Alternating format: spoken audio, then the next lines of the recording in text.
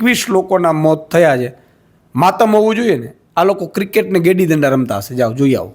અને ધંધો જ છે.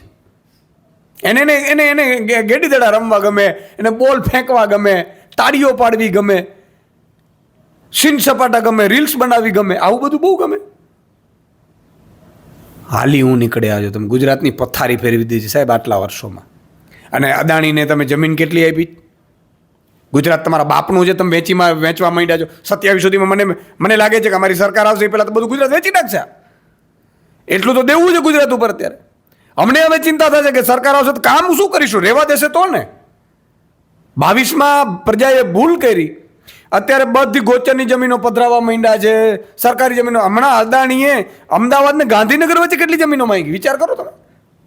અને એ આપવા માટે તૈયારીઓ કરવા માંડ્યા કે જલ્દી 27 પહેલાં બધું આપી દો અદાણીને. યાર ગુજરાતની જનતા માટે રહેવા દેજો. તમને સત્તા મળી ગઈ એટલે આ સરકાર માત્ર ને માત્ર 2 ઉદ્યોગપતિની ને બાકી ભાજપના નેતાઓની છે અને એનો વિકાસ થાય છે.